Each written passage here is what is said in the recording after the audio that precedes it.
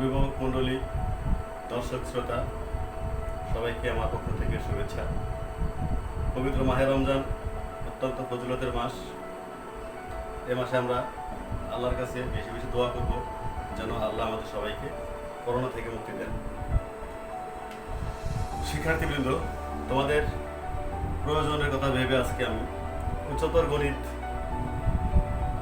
বিষয়ে আলোচনা করব। আজকের আলোচ্য বিষয় সপ্তম এবং দশম অধ্যায় অসীম ধারা এবং দ্বিপদী বিস্তৃতি। এই দুটি অধ্যায় থেকে একটি প্রশ্ন আমি তৈরি করেছি। এখন আমি পর্যায়ক্রমে এই প্রশ্নটির সমাধান করব। প্রিয় শিক্ষার্থীবৃন্দ, আমাদের যে প্রশ্নটি নিয়ে আজকে আলোচনা করব তার দুটি অংশ তোমরা দেখছো।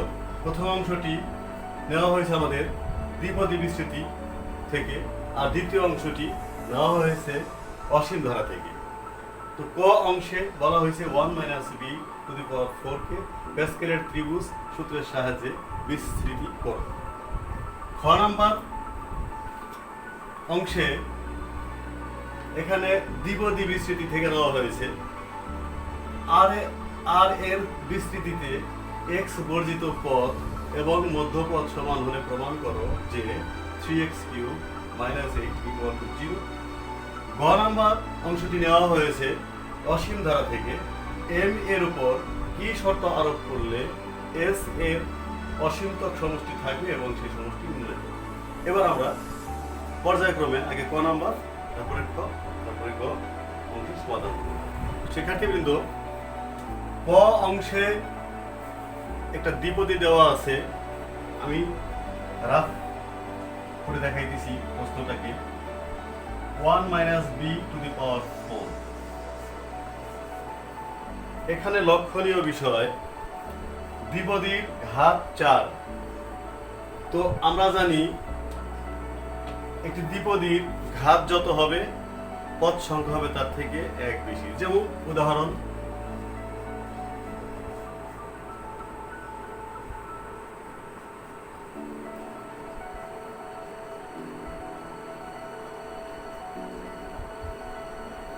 a + b হোল কিউবের সূত্র। এখানে ঘাত 3। আমরা যখন এটাকে বিস্তৃতি করলাম a³ + 3a² b + 3ab² + b³, এখানে আমরা 4টি পদ পেয়েছি। তাহলে কি বোঝা গেল?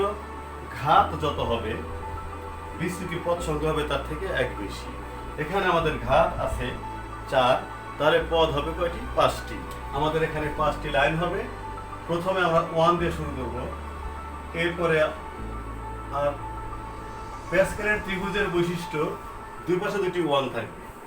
এরপরে আবার 1, মাঝে 2, 1 আর 1 যোগ করে 2, আবার 1। এই যে এই 1 আর 1 এই যোগ করে 2 পাওয়া গেছে এখানে। আবার 1, 2 আর 1 যোগ করে 3, আবার 2 আর 1 যোগ করে 3, আবার 1। দুই পাশে দুটি 1 থাকবে। আর এখানে যেহেতু আমাদের ঘাত 4, আমাদের এখানে লাইন হবে 5টা। 1 2 3 4, আরেকটা লাইন হবে 1 3 আর 1 4, 3 আর 3 6, 3 আর 1 4, আর 1 শেষ। সুতরাং 1 - b টু দি পাওয়ার 4 সমান প্রথম পদ 1, তার পাওয়ার যদি 4 হয় সেখানে 1 হয়ে যাবে। আর শিক্ষার্থীবৃন্দ, দ্বিতীয় পদ যেটা পাবো আমরা তার সহগ কিন্তু পেয়ে গেছি আমরা। এই যে 4, এই প্যাসকেলের ত্রিভুজের সাহায্যে আমরা সহগগুলি পেয়ে গেছি। প্রথম পদের সহগ 1, দ্বিতীয় পদের সহগ 4, তৃতীয় পদের সহগ 6, চতুর্থ পদের সহগ 4, পঞ্চম পদের সহগ 1। তো দ্বিতীয় পদ আমাদের সহগ হবে 4। এরপরে -b এর পাওয়ার হবে এখানে 1। এখানে পাওয়ার ছিল 0, এখানে পাওয়ার 1। তৃতীয় পদের বেলায় সহগ হলো 6, আর -b এর পাওয়ার হবে স্কয়ার। আস্তে আস্তে শিক্ষার্থীবৃন্দ, আস্তে আস্তে -b এর পাওয়ার বাড়তে থাকবে। এটা -b প্রথম, দ্বিতীয়, তৃতীয়, চতুর্থ পদে গিয়ে সহগ হবে 4 - b, তার পাওয়ার হবে কিউব। পঞ্চম পদে গিয়ে এখানে সহগ 1 লেখা দরকার নাই, বি তার পাওয়ার হবে কত 4। তাহলে 1 এটা প্লাস এটা মাইনাস, প্লাসে মাইনাসে মাইনাস 4b মাইনাস বি কে স্কোয়ার করলে প্লাস বি স্কোয়ার হবে, প্লাস হয়ে যাবে। তাহলে 6b স্কোয়ার মাইনাস বি কে কিউব করলে মাইনাস হয়ে যাবে, প্লাসে মাইনাসে minus 4b cube minus B কে 4 বার গুণ করলে প্লাস হয়ে যাবে বি টু দি পাওয়ার 4। আমাদের ক অংশ শেষ হয়ে গেল। এবার আমরা প্রশ্নের দ্বিতীয় অংশ খ অংশের সমাধান করব। দেওয়া আছে আমাদের, শিক্ষার্থীবৃন্দ, খ অংশে বলা হয়েছে আর এর বিস্তৃতিতে এক্স বর্জিত পথ এবং মধ্যপথ সমান হলে প্রমাণ করো যে 3x³ -8 = 0। তাহলে এখানে দুটি বিষয়, আমাদের দুটি কাজ করতে হবে। এখানে প্রশ্নের দুটি অংশ, একটা অংশ আমাদেরকে এক্স বর্জিত পথ বের করতে হবে, আরেকটা অংশ এই দ্বিপদী বিস্তৃতির মধ্যপথ বের করতে হবে। দুটি অংশ, একটা অংশ এক্স বর্জিত পথ, আরেকটা অংশ মধ্যপথ, মনে রাখবে।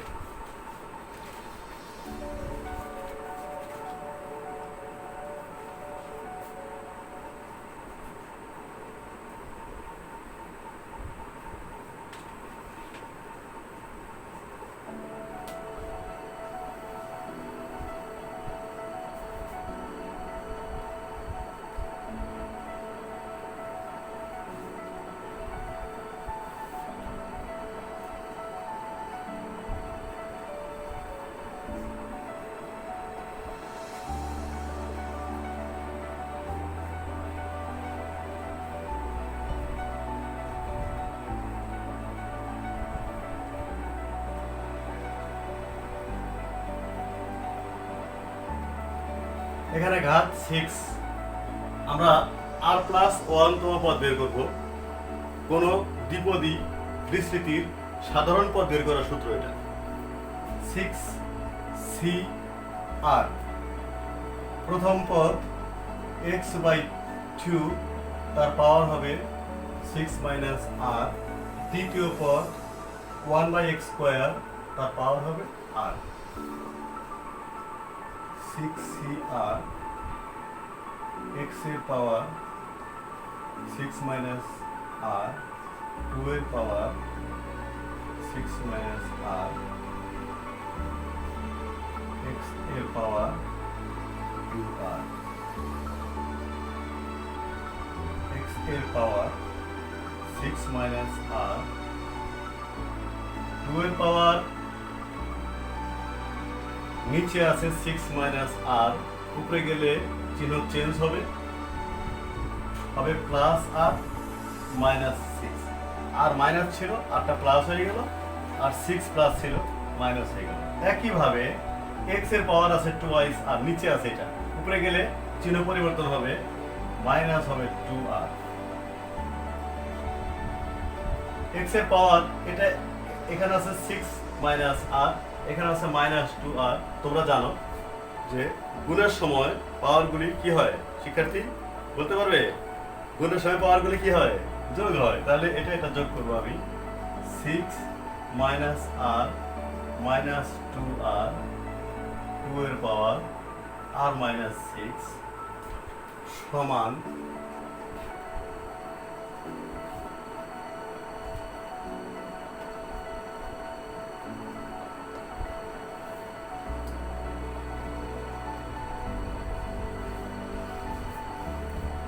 শিক্ষার্থী বন্ধুরা, নিশ্চয়ই তোমাদের মনে আছে আমরা এখানে x বর্জিত পদ বের করব। তাহলে x এর পাওয়ার শূন্য হওয়ার কথা, এখানে x এর পাওয়ার পেয়েছি আমি 6 - 3r।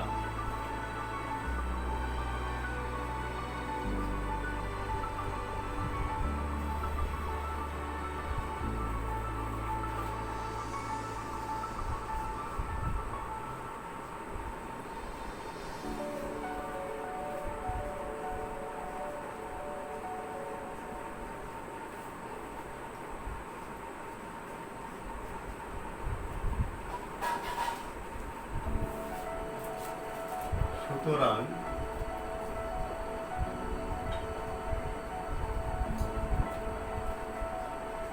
উভয় পক্ষে বেস সমান। যখন কোনো সমীকরণের উভয় পক্ষে বেস সমান হয় তখন পাওয়ার সমান হয়ে যায়।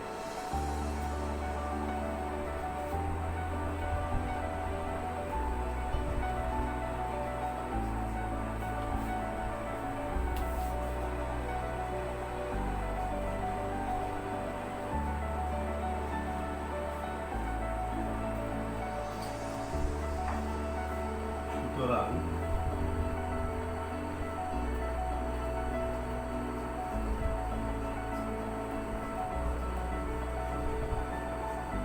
পদ হবে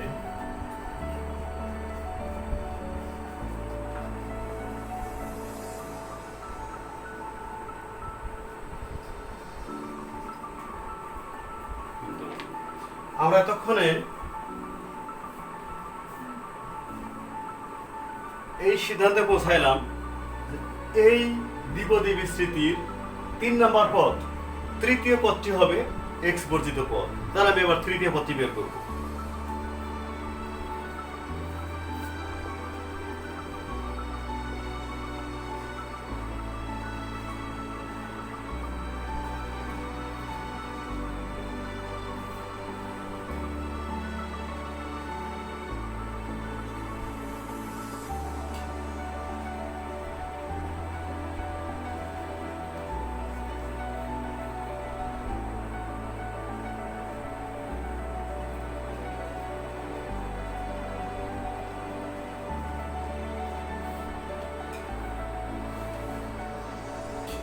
প্রথম পদ x/2, তার পাওয়ার হবে 4। 4 কিভাবে হলো? এই 6 থেকে 2 বার। দ্বিতীয় পদ 1/x², তার পাওয়ার হবে কত? এই যে 2। এখন 6c2 এটার মান আমরা সায়েন্টিফিক ক্যালকুলেটরের সাহায্যে বের করতে পারি, আবার আমরা দেখাই দিতে পারি 6c2 এর মান কি করে বের করতে হয়। উপরে হবে দুইটি সংখ্যা 6 এবং 5, নিচে হবে দুইটি 1 এবং 2। উপরে বড় থেকে ছোটর দিকে যাবে, নিচে ছোট থেকে বড় দিকে যাবে। x⁴, 2 এর পাওয়ার 4 হলে হবে 16, উপরে 1, নিচে x⁴। এই 2 দিয়া 6 কে ভাগ করে 3, উপরে 15, নিচে 16। দেখো উপরে x⁴, নিচে x⁴ কাটা গেলে এখানে কোনো x থাকবে না। তাহলে এটাই হলো আমাদের x বর্জিত পদ। আমাদের দুটি অংশের প্রথম অংশ আমরা পেয়ে গেছি x বর্জিত পদ।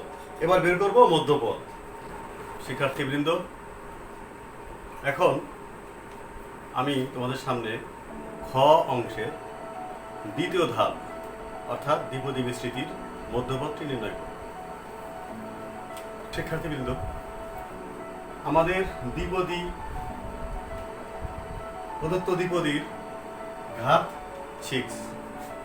তাহলে ঘাত যত হয় বিস্তৃতির পদ সংখ্যা তার থেকে এক বেশি। ঘাত এখানে 6, বিস্তৃতির পদ সংখ্যা হবে 6 + 1 = 7। যেহেতু 7 একটি বিজোড় সংখ্যা, কাজেই এর মধ্যপদ হবে একটি। তাহলে মধ্যপদটি হবে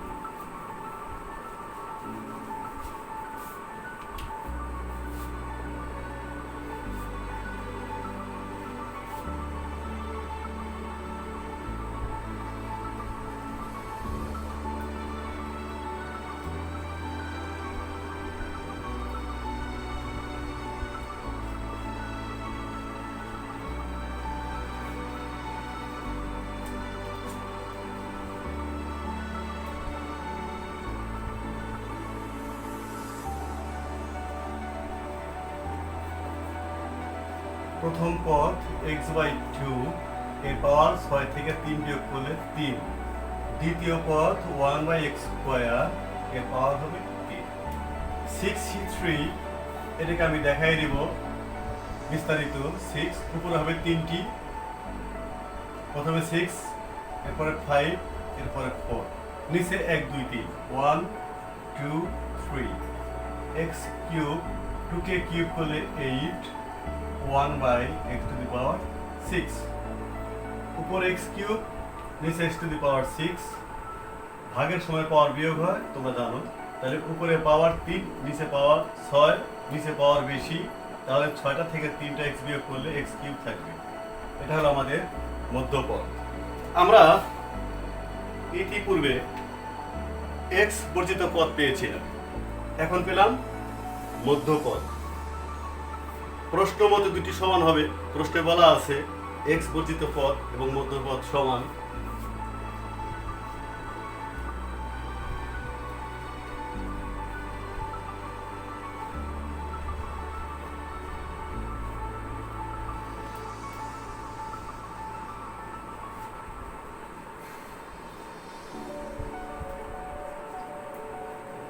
এবার আড়াআড়ি গুণ করব, আর গুণন করব।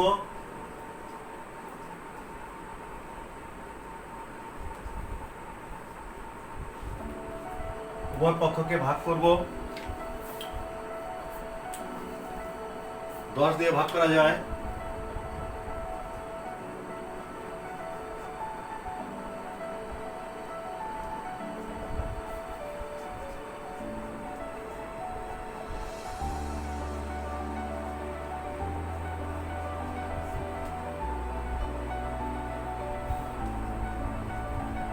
দ্বারা ভাগ করে ডান হাতে 8 প্লাস, বামে এলে মাইনাস, ডান দিক 0 হয়ে গেল। তাহলে আমাদের প্রমাণ হয়ে গেল। আমি প্রুফ লিখে দিই।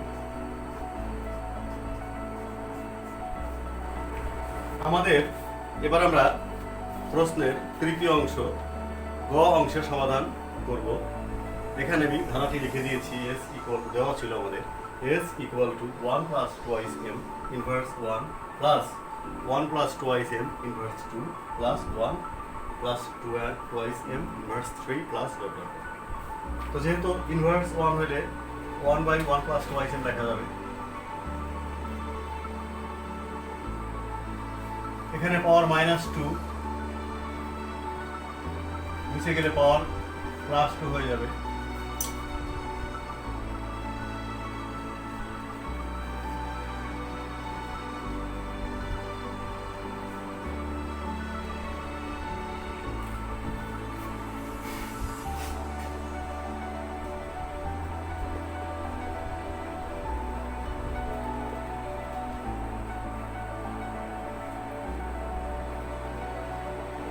ধারাটির প্রথম পদ a 1/1 প্লাস টুয়াইস m।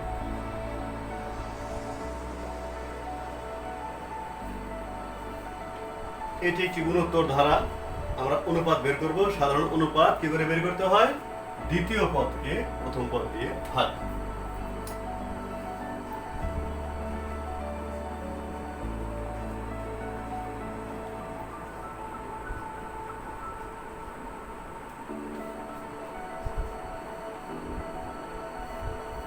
দ্বিতীয় পদকে প্রথম পদ দিয়ে ভাগ করব।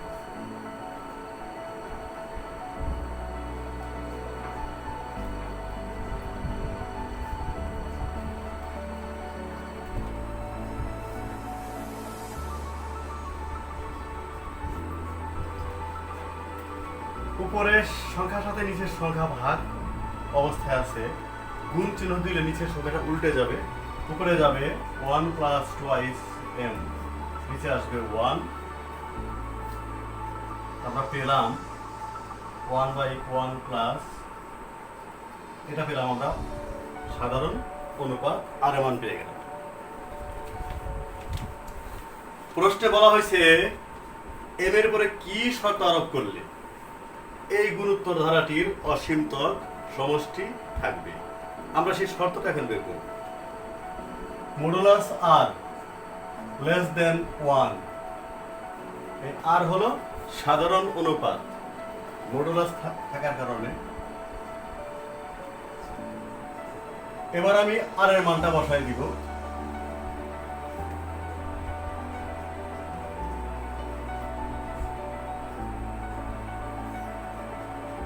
এই মডুলাস থাকার কারণে একবার প্লাস আর একবার মাইনাস ধরতে হবে, তাহলে সমাধান করলে আমরা এরকম পাবো।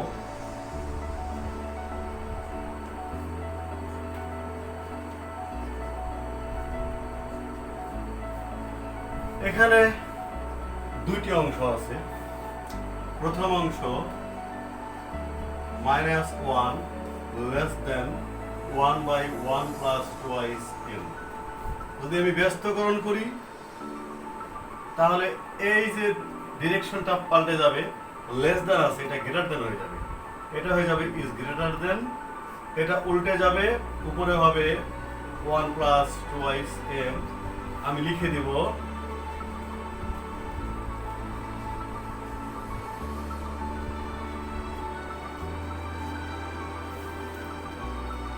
এবার পক্ষান্তর করব, এই ডান হাতের সংখ্যা বামে চলে আসবে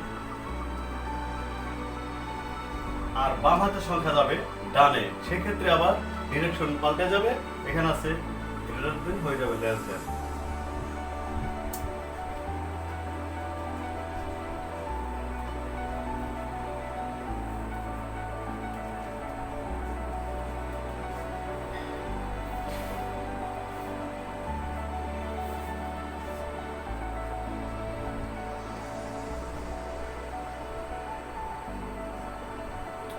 এই -1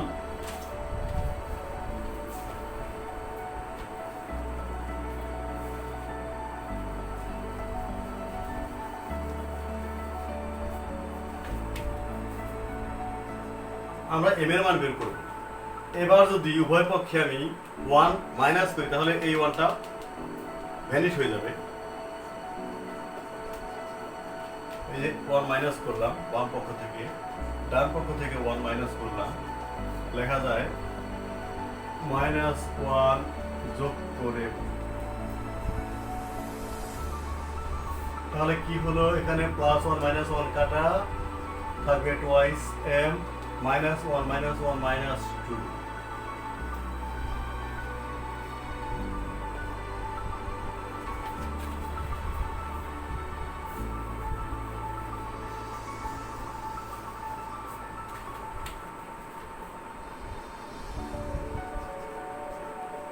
আমরা m এর একটি মান পেয়ে গেছি। বোঝার সুবিধার জন্য আগের লাইনটা আমি আরেকবার লিখে দেখাবো, তাহলে বুঝতে সুবিধা হবে। এরকম ছিল, প্রথম দুটি পদ নিয়ে আমি কাজ করেছি এখানে, এবার শেষ দুটি পদ নিয়ে কাজ করব। ব্যস্তকরণ করব, উল্টিয়ে যাবে, সেক্ষেত্রে এই যে ডিরেকশনটা আছে লেস দ্যান হয়ে যাবে গ্রেটার দ্যান।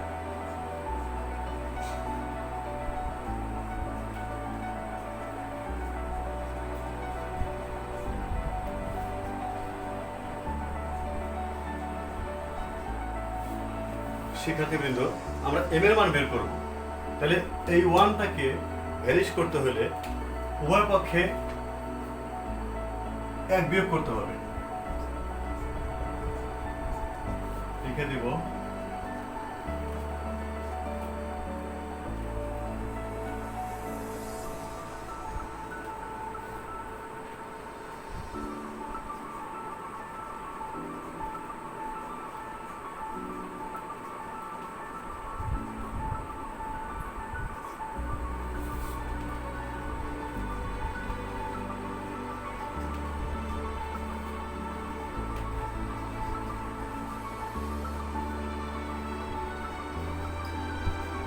আমরা m এর দ্বিতীয় মানটা পেয়ে গেলাম। দুটি মান পেয়েছি আমি। আমার গ অংশে বলা ছিল যে m এর উপর কি শর্ত আরোপ করলে প্রদত্ত ধারাটির অসীমতক সমষ্টি থাকবে, সেই শর্তটা আমি পেয়ে গেছি। নির্ণয়ের শর্ত,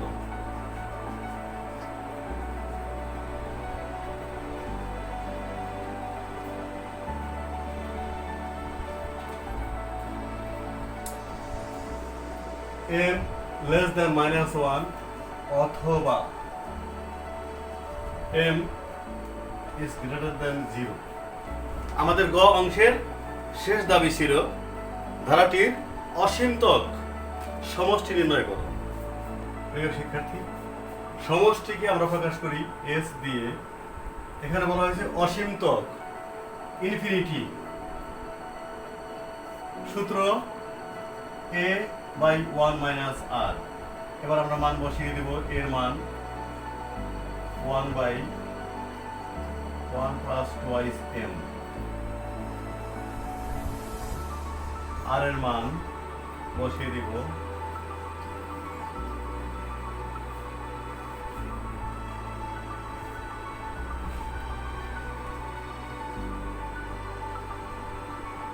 লসাগু 1 + 2m।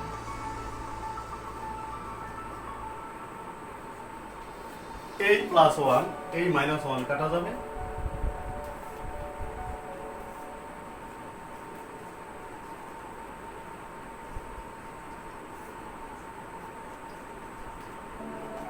উপরের সংখ্যার সাথে নিচের সংখ্যা এখন ভাগ আকারে আছে।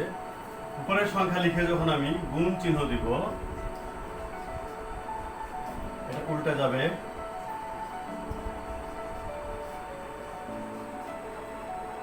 এটা কাটা যাবে।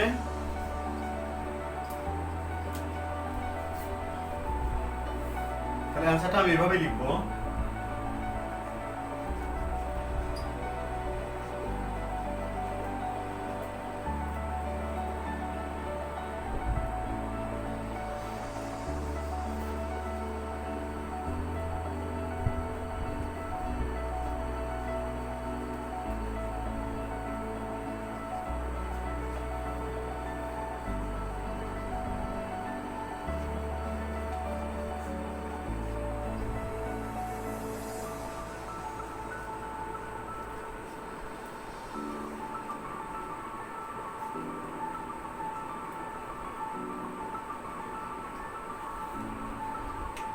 তাহলে আমাদের ক, খ এবং গ তিনটি অংশেরই সমাধান শেষ হয়ে গেল। আমাদের আজকের পাঠ এখানেই সমাপ্তি ঘোষণা করছি। প্রিয় শিক্ষার্থীবৃন্দ, তোমরা যে যেখানে থাকো সাবধান থাকবে। সারা পৃথিবীতে এখন কোভিড-19 আক্রমণ, সেজন্য তোমরা যে যেখানে থাকবে নিরাপদে থাকবে, নিজে সুস্থ থাকো, পরিবারকে সুস্থ রাখো। দেখা হবে পরবর্তী ক্লাসে। সে পর্যন্ত সবাই সুস্থ থাকো। সবার প্রতি মঙ্গল কামনা করে আজকে শেষ করছি।